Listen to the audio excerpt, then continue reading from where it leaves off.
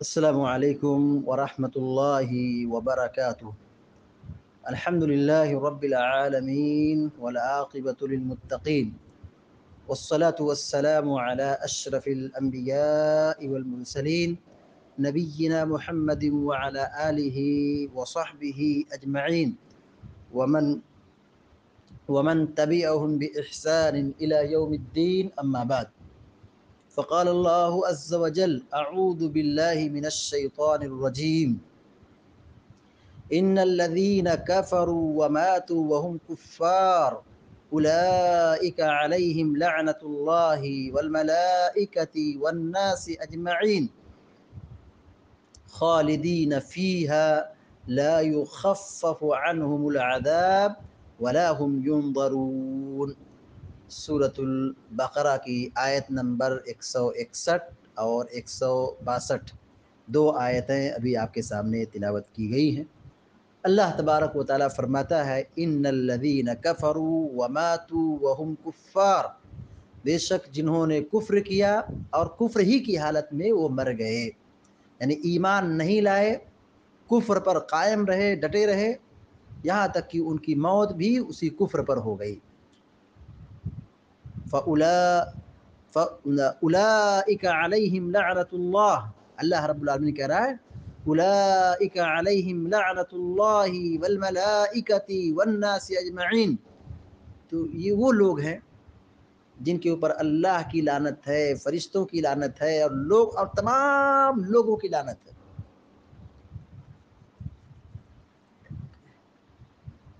اللہ رب العالمین کے ساتھ شرک کرنا، کفر کرنا اور اسی پر ڈٹے رہنا اور اسی پر مر جانا سب سے بدترین موت ہے، سب سے بری موت ہے۔ موت میں سب سے سنگین اور سب سے بری موت آدمی شرک اور کفر پر مرے۔ کیا انجام ہے، کیا خطرناکی ہے، کیا تباہی ہے۔ اللہ رب العالمین یہ کہہ رہا ہے کہ اولئک علیہم لعنت اللہ، کہا یہ وہ لوگ ہیں جن کے اوپر اللہ کی لعنت برستی ہے۔ لعنت مطلب اللہ کی پھٹکار، اللہ کی وعید، اللہ کا عذاب، یہ اللہ کی رحمت کے مستحق ہے ہی نہیں۔ جنت سے دور ہو گئے، رحمت سے دور ہو گئے، مغفرت سے محروم ہو گئے، یہ لعنت کے مستحق ہیں، ان پر اللہ کی لعنت برستی ہے۔ اور صرف اللہ کی لعنت نہیں، کہا فرشتے والملائکہ، فرشتے جو نوری مخلوق ہیں یہ کافروں پر لعنت بھیجتے ہیں، والناس اجمعین، اور جتنے لوگ ہیں مومنین صالحین نیک لوگ، یہ سارے کے سارے لوگ بھی ان پر لعنت بھیجتے ہیں۔ حافظ ابن کثیر رحمۃ اللہ علیہ اس آیت کی تفسیر میں بڑی پیاری بات نوٹ کرتے ہیں، کہا لا خلاف فی جواز لعن الکفار۔ حافظ ابن کثیر رحمۃ اللہ کہتے ہیں کہ کافروں پر لعنت بھیجنے میں کوئی اختلاف نہیں، یعنی یہ جائز ہے، کافروں پر لعنت بھیجنا کیا ہے، جائز ہے، اس میں اختلاف نہیں۔ اور دلیل کیا دی، کہا وقد کان عمر بن الخطاب رضی اللہ تعالی عنہ وعمن بعده من الائمہ یلعنون الکفرۃ فی القنوت وغیرہ، کہ عمر بن خطاب رضی اللہ تعالی عنہ اور ان کے بعد کے آنے والے جو خلفاء تھے، یہ سب کے سب قنوت وتر میں، قنوت نازلہ میں کافروں پر اور نافرمانوں پر، ظالموں پر، جو مشرک تھے ان پر لعنت بھیجتے تھے۔ وَأَمَّا الْكَافِرُ الْمُعَيَّنُ، لیکن جو کفر معین کا شکار ہے، یعنی جو نام لے کر کسی کافر پر نام لے کر کے لعنت بھیجنا، کہتے فقط ذهب جماعت من العلماء الى انه لا يلعن، مطلب علماء کی ایک جماعت اس بات کی طرف گئی ہے کہ مخصوص کافر پر، یعنی نام لے کر کسی کافر پر لعنت نہیں بھیج سکتے۔ کیوں؟ اس لیے کہ یہ نہیں معلوم کہ اس کی وفات کس پر ہوگی۔ اور یہ دلیل یہ آیت دلیل بنائی ہے، کہا کہ جو کفر پر مر گئے، جو کفر پر مر گئے ان پر اللہ کی لعنت برستی ہے۔ یہ نہیں کہا کہ جو کافر ان پر لعنت برستی، جو مشرک ان پر لعنت برستی، ایسا نہیں کہا، بلکہ کہا جو لوگ مر گئے کفر کی حالت میں دنیا سے رخصت ہو گئے، تو کہا کہ یہ لوگ کیا ہے، اللہ کی لعنت کے مستحق ہیں، ان پر لعنت برستی ہے۔ تو حافظ ابن کثیر رحمۃ اللہ علیہ نے یہاں پہ یہ استدلال نوٹ کیا ہے کہ کافروں پر لعنت بھیج سکتے ہیں لیکن کفر معین پر نہیں، کافر معین پر نہیں، یعنی کسی مخصوص کافر پر نہیں، نام لے کر کسی کافر پر لعنت نہیں بھیج سکتے، کفار پر عموم کے ساتھ لعنت بھیج سکتے ہیں۔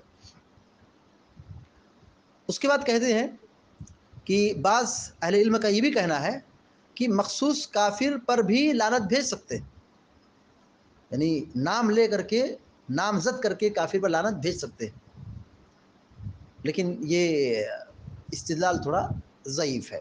اللہ کل حال یہاں پر اللہ رب العالمین نے ان کافروں کے بارے میں بیان فرمایا جو کفر پر مرتے ہیں، ان کے لیے تباہی ہے، یہ اللہ کی لعنت، فرشتوں کی لعنت اور تمام لوگوں کی لعنت کے مستحق ہے۔ تمام لوگ لعنت بھیجتے ہیں، تمام لوگ لعنت بھیجتے ہیں، مومن بھی لعنت بھیجتے ہیں، حتیٰ کہ یہ کافر اپنے آپ آپس میں بھی لعنت بھیجیں گے، کافر لوگ بھی قیامت کے دن یہ آپس میں ایک دوسرے لعنت بھیجیں، اپنے آپ پر لعنت بھیجیں گے۔ ابو العالیہ رحمہ اللہ لکھتے ہیں، امام بغوی رحمہ اللہ کی بات کو نوٹ کیا اپنی تفسیر میں کہ ھذا یوم القیامہ یوقف الکافر فیلعنہ اللہ ثم تلعنہ الملائکہ ثم یلعنہ الناس، کہا کہ قیامت کے دن کافر کو رکایا جائے گا، پھر اس پر اللہ تعالیٰ لعنت بھیجے گا، پھر فرشتے لعنت بھیجیں گے، پھر تمام لوگ اس پر لعنت بھیجیں گے، تمام لوگ اس پر لعنت بھیجیں گے۔ تو یہ کہتے ہیں فَإِنْ قِيلَ فَقَدْ قَالَ وَالنَّاسُ أَجْمَعِينَ وَالْمَلْعُونُ هُوَ مِنْ جُمْلَةِ النَّاسِ فَكَيْفَ يَلْعَنُ نَفْسَهُ، تو یہاں پر جو کہا تمام لوگ لعنت بھیجیں گے، تمام لوگ لعنت بھیجیں گے، تو جملہ طور پر تو سارے لوگ داخل ہو گئے، تو یہ آپس میں اپنے اوپر کیسے لعنت بھیجیں گے؟ تو کہا کہ یلعن نفسہ فی القیامہ، وہ اپنے آپ پر لعنت بھیجے گا قیامت کے دن، جسے قرآن میں اللہ نے فرمایا وَيَلْعَنُ بَعْضُكُمْ بَعْضًا، بعض پر لعنت بھیجیں گے، کافی لوگ آپس میں دوسرے پر لعنت بھیجیں گے۔ تو یہاں جو لعنت بھیجیں گے، تمام لوگ لعنت بھیجیں گے کافروں پر، حتیٰ کہ کافر بھی اپنے آپ پر لعنت بھیجے گا، کافر کافر پر لعنت بھیجے گا، ظالم ظالم پر لعنت بھیجے گا۔ تو کفر پر مرنا، شرک پر مرنا، یہ بہت بری موت ہے، بڑی سنگین اور بڑی خطرناک موت ہے، اس سے بری موت دنیا میں کوئی نہیں ہے۔ اس کے برعکس توحید پر مرنا، ایمان پر مرنا، اسلام پر مرنا، حق کو واضح کرتے ہوئے مرنا، یہ سب سے بڑی سعادت ہے۔ اسلام پر مرنا، اس سے بڑی خوش نصیبی اور کیا ہو سکتی ہے؟